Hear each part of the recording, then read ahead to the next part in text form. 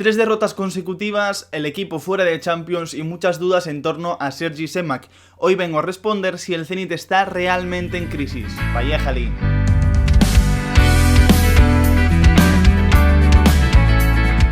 Здравствуйте, bienvenidos a Minuto Ruso, soy Shane Silveira, estamos en un nuevo vídeo y hoy vamos a hablar del Zenit de San Petersburgo, vamos a hablar del equipo de Sergi Semak que viene de perder ante el Borussia Dortmund, ha perdido también en Liga ante el Rubin Kazán y la semana anterior perdió en Champions también ante el Brujas, 0 puntos de 6 posibles en la máxima competición continental y tercer clasificado en Liga, un inicio de temporada un poco malo, un poco negativo de un Zenit que aspiraba a mucho más, aspira, como hemos dicho muchas veces, el proyecto a dominar en Liga y a hacer buenas cosas en Champions, a intentar meterse en octavos de final, y aunque sabíamos desde el principio, aunque sabíamos y está analizado, tenéis los vídeos tanto de las primeras impresiones como del grupo individual del Zenit, que era un grupo difícil, llegar a la tercera jornada con 0 de 6 puntos posibles se puede casi incluso tildar de fracaso. Pero hoy vamos a hablar un poquito más en general de la temporada del Zenit, no vamos a centrarnos tanto en la Champions, sino un poquito más de si realmente el Zenit está en crisis, porque es un poquito de lo que se viene hablando en Rusia, hay bastantes dudas en torno a Sergi Semak, en torno a la plantilla, si los jugadores están preparados, si el proyecto se está tambaleando, y pues también hay mucha gente que está pidiendo la cabeza de Sergi Semak, de forma quizás un poquito precipitada, pero para eso hoy hemos venido aquí al canal a hablar de esto, ¿no? A ver cómo está siendo la temporada del Zenit, cómo fue la temporada pasada, qué factores hay en torno al club de San Petersburgo, porque creo que siempre debemos contextualizar absolutamente todo, no solo hay que ver los resultados o incluso el rendimiento del equipo y tirar arrasando con todo a través de ese rendimiento del equipo, así que vamos a ver realmente si el Zenit está en crisis. Y empezamos viendo un poquito primero sus resultados. He señalado 3 factores, el primero ya lo hemos repasado antes, las derrotas consecutivas que se han producido en los últimos 10 días. El Zenit perdió 1-2 en casa ante el Brujas en un partido paupérrimo, un partido muy malo del equipo de San Petersburgo y ante un Brujas que además llegaba con bajas por COVID, es decir, era un partido en el que el Zenit sí o sí debía sumar 3 puntos, además en casa, el primer partido de Champions, y el equipo dejó pasar una oportunidad única de como mínimo empezar a asegurarse esa tercera plaza, que yo creo que es lo mínimo que al Zenit se le puede pedir. Pero por si las cosas no iban mal, el fin de semana el Zenit también perdió 1-2 ante el Rubin Kazán, un muy buen partido del Rubin, le puso las cosas muy complicadas al Zenit y el Zenit no supo contestar, un muy buen partido con 2 golazos, el de Jevtic la verdad es que fue una auténtica maravilla, pero un partido donde de nuevo el Zenit dejó escapar puntos. Y esta semana, este miércoles, el Borussia Dortmund le metió 2-0 a un Zenit que es verdad que llegaba sin Asmun y sin Malcolm, pero que no terminó de competir del todo bien. Es verdad que hasta el minuto 70-75 no llega el gol llega en un fallo de Karabayev inexplicable, un penalti muy tonto en el que Karabayev pierde la marca, Karabayev pierde la posición, está totalmente mal colocado para defender ese centro lateral y al final el recurso que tiene es tirar de el jugador y hacerle penalti, una auténtica estupidez porque incluso tampoco creo que estuviese en tan buena posición para el remate, pero bueno, un error de Karabayev que condenó un buen partido a nivel defensivo, pero un mal partido a nivel competitivo. El equipo desde el minuto 15-20 estaba plantado en área propia, estaba muy atrás, solo con Ciuba arriba, incluso Ciuba muy alejado, a 60-70 metros del área, y cuando el Zenit intentaba salir no lo conseguía, porque uno, no tenía acompañantes para Ciuba, no estaban, como digo, ni Asmun ni Malcolm, pero tampoco había otro tipo de jugadores que pudiesen hacer ese acompañamiento ofensivo a Ciuba, o intentar dar un poquito de profundidad por las bandas. Sí que hubo un par de buenas conducciones de Kuzyaev, un par de buenas conducciones de Wendel, pero muy poquito para un Zenit de San Petersburgo. Es verdad que el Borussia Dortmund tiene jugadores como Jadon Sancho, como Erling Braut Haaland que son brutales, pero ves el partido de Lokomotiv, que compitió muy bien ante el Bayern de Múnich, ves el partido del Krasnodar, que también con muchas limitaciones compitió muy bien ante el Chelsea, y luego es el partido del Zenit y no te explicas por qué el Zenit compitió tan mal. O sea, yo creo que el propio Kuzyaev lo reconoció en rueda de prensa, que el equipo se mostró muy defensivo, propuso poco con la pelota y al final pues acabó cayendo por su propio peso, acabó ganando el Borussia Dortmund, un partido que, como digo, el Zenit apenas tuvo ocasiones. Más allá de estas derrotas, que bueno, se puede perder, no pasa nada, es fútbol, hay que ir un poquito más atrás para ver qué punto se le ha escapado al Zenit esta temporada en Liga, porque el Zenit normalmente era un equipo súper fiable en Liga, era un equipo que el año pasado arrasó, llegó a 72 puntos si mal no me equivoco, bueno, superó la barrera de los 70, que ya es una auténtica locura. prácticamente fue a gol cada 2 partidos encajados, encajó 18 goles en 30 partidos, o sea que unas cifras brutales, pero esta temporada ha empezado un poquito más flojo. Para empezar, puntos donde el Zenit ha pinchado o ha flojeado. 1-1 ante el Ural, que en Ekaterimburgo fue un partido donde al Zenit no se le puede escapar nunca esos 3 puntos. 0-0 ante Lokomotiv. Lokomotiv ya sabemos que es un equipo que compite muy bien, pero también es otro partido que se le escapa.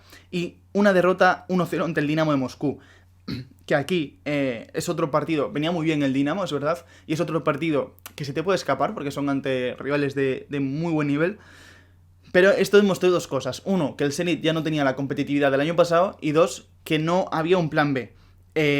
Luego lo vamos a analizar un poco en factores, en el tema de la plantilla, esto del tema del plan B, pero para que veáis que ya el Zenit viene haciendo una temporada un poquito más floja que el año pasado. Eso sí, ha tenido victorias sólidas, ha tenido buenas victorias, le metió 6-0 al Ufa, que es colista en Rusia, ya sabemos que está un poquito mal, ese 4-1 ante el Tambov, que también fue un muy buen partido, y ese 2-1 ante el CSKA, donde, el CSKA todavía no estaba a su mejor nivel, el Zenit compitió bien, fue Vlasic contra el mundo prácticamente aquel partido. Pero bueno, son un poco clasificaciones de lo que viene haciendo el Zenit en esta temporada. En cuanto a números, para demostrar lo que vengo diciendo, para demostrar que el Zenit viene un poquito peor que la temporada pasada el Zenit perdió 2 partidos en toda la temporada y empató 6, el resto todos ganados. Y este año ya ha perdido 2 encuentros, o sea, lleva las mismas derrotas en 12 partidos que el año pasado en 30, y además acumula 3 empates en estas 12 jornadas, es decir, acumula la mitad de partidos empatados menos que los de la temporada pasada. Cifras un poco negativas que hablan de que estamos viendo un Zenit menos fiable en Liga, más vulnerable, y que también esto se está trasladando a la competición europea. Pero esto no ha pasado porque sí, lógicamente existen unos factores que han propiciado que el Zenit esté bajando su rendimiento. Y voy a empezar primero por el esquema, ese 4-3-1-2, ese rombo que viene practicando Sergi Semak desde hace tiempo, donde lo que pretendía era mantener a Asmun y a Zuban al campo y además poder incorporar a Malcolm, cuando Malcolm volvió de lesión la pasada temporada. ¿Qué le pasa a este 11? Para empezar, que ahora mismo Malcolm está lesionado hasta noviembre más o menos, todavía no se sabe muy bien el alcance del todo de la lesión, y Asmun esta semana se perdió también el partido, entonces al final te quedas sin 2 pilares muy importantes de tu 11. Pero es un equipo donde, es un 11 donde solo Malcolm y Asmun consiguen generar un poquito de forma individual, y solo estos 2 jugadores y los carrileros consiguen aportar profundidad al equipo. Es un equipo al que le cuesta muchísimo llegar a campo rival, solo consigue llegar a campo rival a través de balones largos a Artyomciuba, subidas de los carrileros, sobre todo de Douglas por la banda izquierda, y algún detalle individual de Malcolm. Cuando falta esto, cuando el equipo rival se encierra bien, cuando no dejan espacios, cuando defienden bien el balón directo a Ciuba, el Zenit no tiene ningún tipo de plan para llegar a área rival. Es verdad que juega con 3 centrocampistas, es verdad que tiene interiores que pueden tener cierta llegada, pero ahí se nota una falta de calidad, se nota una falta de individualidad, que el Zenit lo está pagando, y lo ha pagado, como digo, ante partidos como el Rubin Kazan, como el Dinamo de Moscú, donde los equipos defienden bien el balón directo y además tapan bien tanto las subidas de los laterales como las acciones individuales. Como digo, por encima Malcolm está lesionado, entonces este 4-3-1-2, flojea bastante. A mayores, bajo rendimiento de algunas piezas importantes, piezas que deberían rendir a mucho más nivel. El primero es Jaroslav Rakitsky. El pasado partido ante el Borussia Dortmund se come un gol que no se puede comer un central, un centro mal defendido, además primero cree que están fuera de juego, para y luego vuelve a arrancar la carrera con total desgana. Mal Rakitsky, que ha empezado bastante flojo esta temporada, pese a que Lovren yo creo que da un pequeño salto de nivel sobre Ivanovic. Creo que esta vez es Rakitsky el que está flojeando. Otro que no ha empezado bien la temporada es Wilmar Barrios. El año pasado fue un auténtico pulpo, fue seguramente el mejor pivote de la liga, pero este año no ha empezado bien. No sé si es que físicamente, mentalmente se veía fuera, no está todavía al 100%. Lo cierto es que no está rindiendo a buen nivel y el Zenit lo está pagando. Al final el Zenit era un equipo que se exponía bastante y que sobre todo donde Malcolm era muy importante en ese sistema defensivo, recuperando muchos balones, haciendo muchas coberturas, guardando muy bien la zona, haciendo un poquito de ancla, de stopper y casi de todo a nivel defensivo de este Zenit. Wilmar no está del todo bien y el Zenit lo está pagando. Y otro que no está bien y se está notando es Sebastián Driussi, el delantero argentino. venía de haberse reconvertido bastante bien a extremo izquierdo, cuando llegó como delantero, pero con Zuba y Asmun, e incluso Kokorin, porque cuando Sebas llegó estaba Kokorin, Sebas tuvo que pasar a la banda izquierda. Ahora con el rombo lo hemos visto mucho por dentro, pero no estamos viendo una buena versión de Driussi. Se está notando que está un poquito lento, sin gol, apagado, mal para un jugador que, bueno, al final, claro, es lo que comentaba antes, te falta Malcolm, te falta Asmun, y aún por encima tienes tres pilares importantes como son Rakitski, Wilmar Barrios y Sebastián Driussi, y al final es que el equipo se te está cayendo por completo. Más factores que provocan este bajón de rendimiento: está la lesión de Malcolm, que ya la he comentado y tampoco quiero darle muchas vueltas porque se está hablando demasiado de la lesión de Malcolm, y tampoco creo que Malcolm se lesione adrede. Es verdad que justo ha coincidido con los dos inicios de temporada, se perdió toda la Champions pasada y se está perdiendo esta Champions.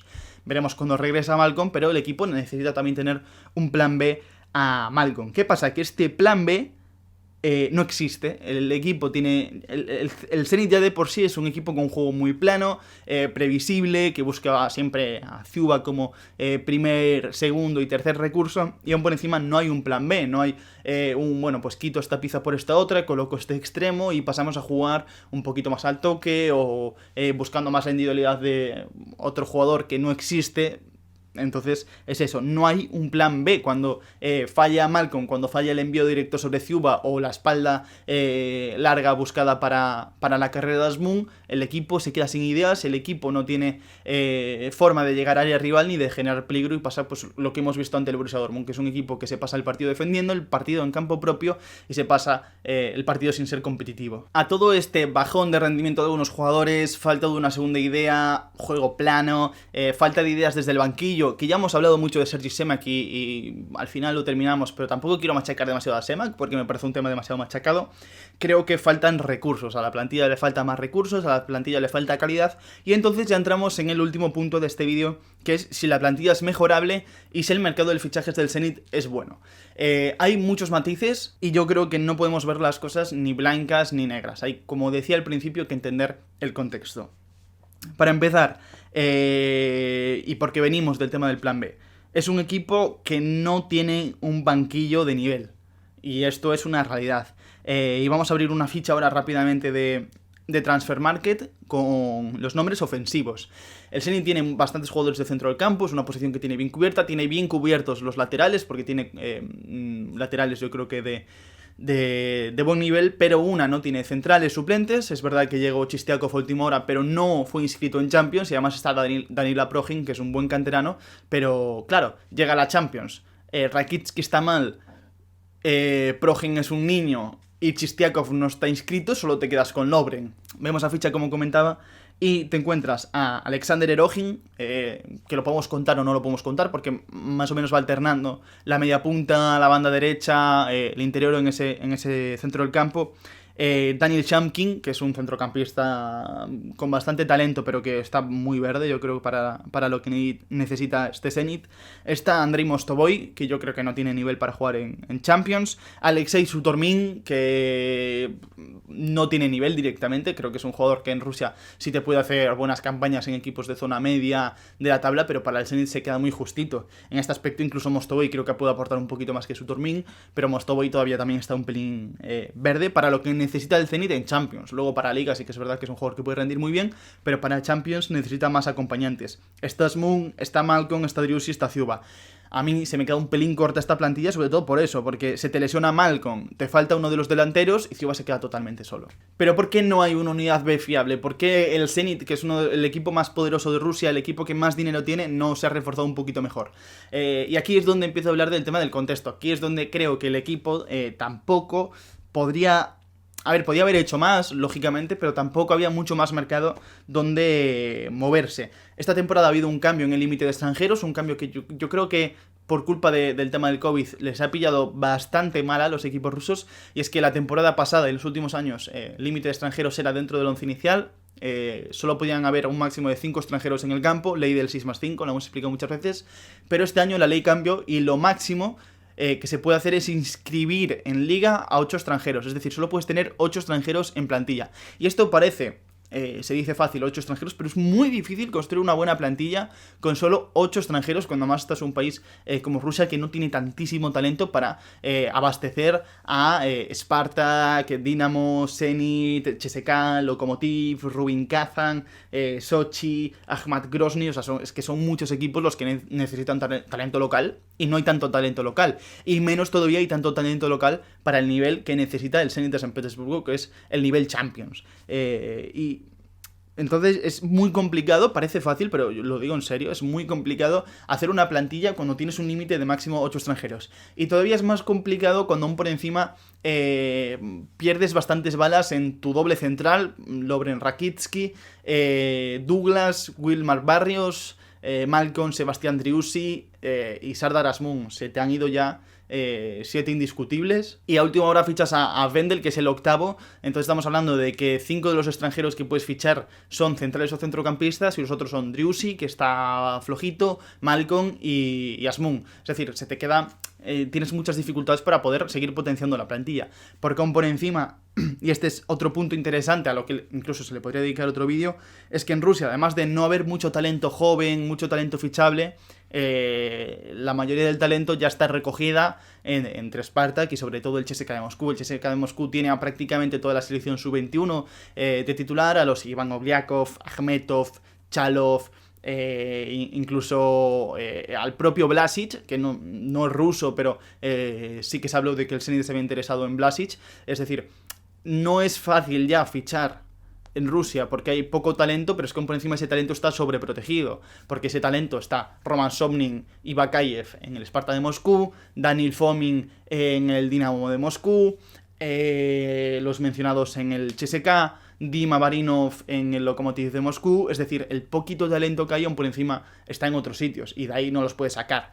Y ya aquí entramos también en otro tema de los fichajes, y es que el Zenit en su día se interesó en Alexander Golovin, y también se interesó en los hermanos Miranchuk, y no consiguió llevarse a ninguno de los dos y a ninguno de los tres el día que Anton Miranchuk salgan, porque Golovin quiso irse a Europa y Alexei Miranchuk y Anton se negaron a ir al Zenit de San Petersburgo, querían irse a Europa.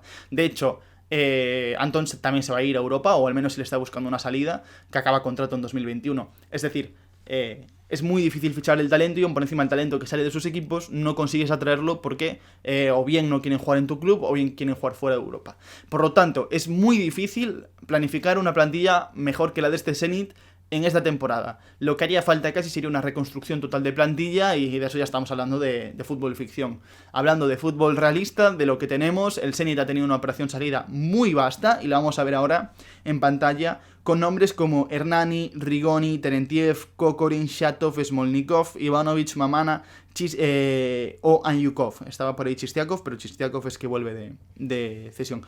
El caso, los importantes, al final, se va Rigoni, se va Hernani, tienes que estar dando salida a Mamana también hasta última hora al Sochi, se van varios futbolistas extranjeros, también Ivanovic. Entonces, tienes un mercado muy condicionado a las salidas y a lo que se te está yendo y lo que no puedes traer. En este aspecto yo creo que Zenit, lógicamente, económicamente, va muy sobrado con el resto de equipos rusos, pero también hay que entender que el contexto no es tan sencillo a la hora de hacer fichajes. Ya hemos hablado de que el Zenit no ha empezado hoy una temporada, de que el Zenit necesita mejorar la dirección de campo, de que el Zenit necesita mejorar su plan de partido para ser un equipo más dominador, es un equipo que no practica un buen fútbol, y que con la capacidad económica y los jugadores que tiene, porque tiene buenos nombres, debería practicar un mejor fútbol. Por lo tanto, y ahora ya sí, llega una de las preguntas que más se está haciendo hoy en día en Rusia, y es si Sergi Semak debe continuar, si es el momento adecuado para prescindir del técnico ruso. Es una pregunta muy difícil porque no creo que ahora mismo estemos en el momento adecuado para hacer cambios. Y además Sergi Semak es un entrenador que viene de ganar absolutamente todo desde que llegó al Zenit, lleva ya 2 ligas consecutivas y sobre todo ha conseguido asentar al equipo. ¿Qué pasa? Que la sensación desde fuera es que Semak se queda corto para el nivel de Champions, se queda corto para los planteamientos en competición europea. Habría que ver si igual Semak te dice, no, es que yo he pedido a este jugador y no lo hemos podido fichar, es que a mí me gustaría tener a este otro extremo para plantear esta otra cosa, pero no lo hemos podido traer por lo que sea. O habría que ver realmente qué factores provocan que el Zenit haya tomado la decisión de jugar con esta idea de fútbol. La realidad es que este Zenit se queda corto, este Zenit no es competitivo en Champions y este Zenit es muy plano para la inversión en fichajes que el equipo ha hecho. Y es verdad, como comentábamos antes, que también hay que tener en cuenta que Malcom y Asmund estaban lesionados, pero cuando te gastas 40 millones en Malcom, 26 en Wendel, etcétera, etcétera, etcétera, lo que yo creo que se le tiene que exigir al Zenit es mucho más. No se trata de jugar más o menos bonito, aunque creo que el campeón de Rusia y un equipo como el Zenit, que tiene a Gazprom detrás, debería invertir en jugadores y jugar un fútbol más vistoso, un fútbol más, pues como jugaba con el Zenit que le pasa por encima al Valencia, con Hulk, con Dani, con Witzel, con Javi García, con Salomón Rondón. Es verdad que son nombres superiores a lo que hay ahora, pero creo que el Zenit, con lo que invierte en el mercado de fichajes, debería practicar un mejor fútbol y debería ser más competitivo en Europa. Por lo tanto, creo que el periodo de Sergi Semak se está gastando en el Zenit. Yo creo que Sergi Semak es un buen entrenador para ciertas cosas, pero igual si quieres dar un paso más, ahora que ya el Zenit se está asentando, quizás sea el momento de cambiar de entrenador. No ahora, sino más bien en enero. En enero aprovechar el mercado de fichajes de enero y planificar la próxima temporada entre el mercado de fichajes de enero y el próximo mercado de fichajes de verano, y cambiar la idea de juego. No jugar un fútbol tan rudimentario, no depender tanto de Artyom Ciuba, no depender tanto de ese balón directo, y traer jugadores que puedan practicar, o traer un entrenador que pueda meter en la cabeza la idea de un fútbol un poquito más vistoso y que se domine no a través de los balones en largo, sino a través de la posesión, que yo creo que es lo que hay que pedirle a un equipo que se gasta tanto dinero. Y hasta aquí el vídeo de hoy. Espero que os haya gustado este repaso al Zenit. Como he comentado, hay muchos matices en todo. Creo que tampoco podemos sacar demasiadas conclusiones precipitadas a 30 de octubre. Creo que tampoco podemos matar a absolutamente nadie. Simplemente pues he hecho este vídeo un poco para explicar por qué el Zenit está en una pequeña crisis. No es el fin del mundo. Si gana un partido o gana 2 partidos seguidos, incluso igual recupera la primera plaza. O sea que tampoco hay que sacar todas las alarmas a la calle. Pero sí, lógicamente hay un problema y el equipo, el staff técnico tiene que solucionarlo y tiene mimbres para solucionarlo. Si os ha gustado el vídeo, dad un buen like, dejad en comentarios qué os está pareciendo la temporada del Zenit, si creéis que hay que pedirle más y sobre todo si creéis que Sergi Semak debe o no continuar al frente del Zenit de San Petersburgo. Nos vemos en el próximo vídeo, nos vemos en el próximo Preguntas y Respuestas, que como ya comenté en YouTube, en Instagram y en Twitter, vamos a hacer un Preguntas y Respuestas para celebrar los 6 años de Minuto Ruso, así que todavía estáis a tiempo, el domingo lo voy a subir, estáis a tiempo de dejar las vuestras. Nos vemos en el próximo vídeo. Las Vidania, amigos.